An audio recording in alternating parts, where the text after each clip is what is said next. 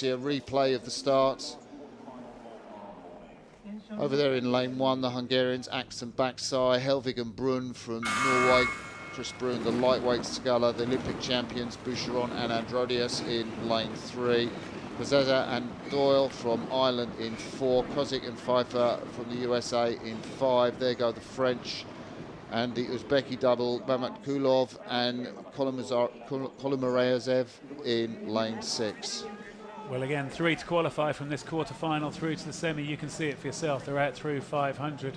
And the French here have got a pretty decent lead as we see them back together, the Olympic champions.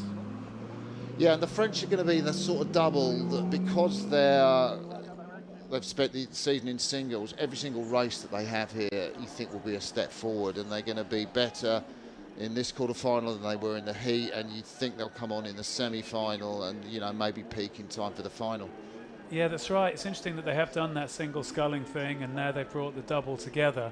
So yeah, just more time in the boat has got to be good for them. And nice work from this Irish double. We see them now on the screen.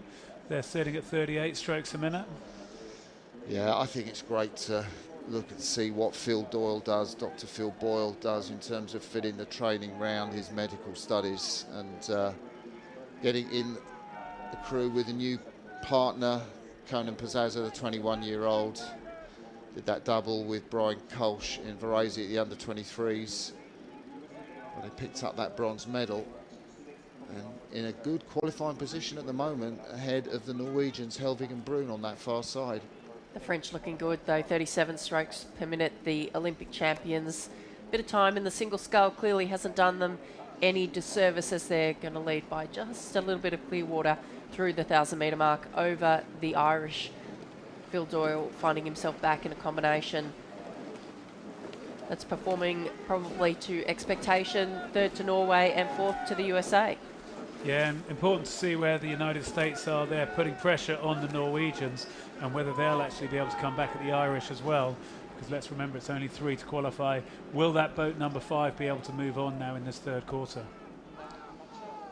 Yeah, the Americans need to do something. Soren Kozek from Michigan and Tom Pfeiffer from New York, the older of the two athletes at 30 years of age. They're coached by Bill Manning, who's a really experienced coach, and maybe most of his coaching, I think, done in sweep rowing, but certainly done a good job with this US double here, who are challenging the Norwegians for that 3rd qualifying place. And they haven't moved on yet, but they also haven't been dropped yet. They're still just kind of leaving that bow ball in there about half a length behind, as we take this nice look at the French double, 37 strokes a minute, looking pretty solid out there.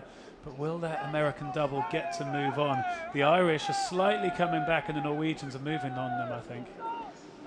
Yeah, the Irish seeing what's unfolding behind them. They've got the Norwegians to the right, they've got the Americans to the left, desperately trying to keep themselves in a qualifying position here.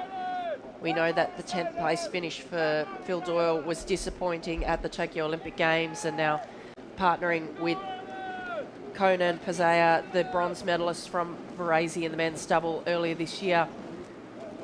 Can they get themselves through to the AB semis? I keep wanting to say A finals because these quarterfinals have felt like semi-finals all morning. You're spot on, Sarah. They have exactly felt like semi-finals, and I can't wait to see what the semi-finals are going to bring. But these quarterfinals have been so exciting. We wait for the Hungarians to cross the finish line, the 1,500-metre line, together with the Uzbeki double. Out in front, the French. Yeah, so the French out in front, but it looked like Norway were going backwards a little bit. Christopher Brun in there, who's talked about on those world rowing videos what it's like to move from lightweight to heavyweight. Will they be able to now hang in here as the Irish are just hanging on to that 2nd place? America look like they're on the move. I think they've closed the gap somewhat. Are they going to be able to move enough?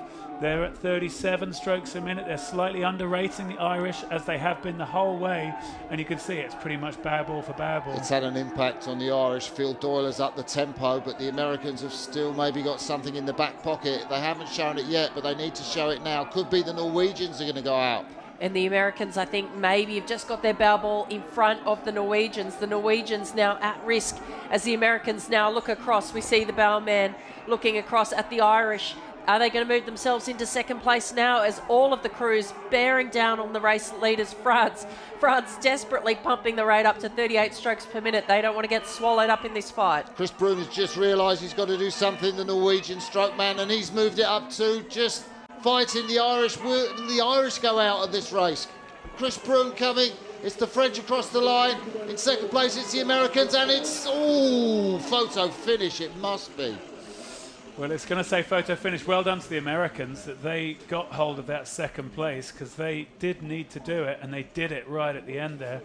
Confirmation. The French were in front, unsurprising there. They kind of kept that position. Everything was going on behind them as Uzbekistan and Hungary get over the line. The United States did well to get into that second qualifying place. And we're going to have to wait and see who got it between the Irish and the Norwegians. Let us wait and see. As the French had the grandstand seats, really, looking back to the left and the right as everyone else was coming towards them. And it's showing the Norwegians, so we're going to think it's probably the Norwegians who have got hold of that place, and it's Ireland who are going to be pushed out. Oh no. Confirmation of it there. Look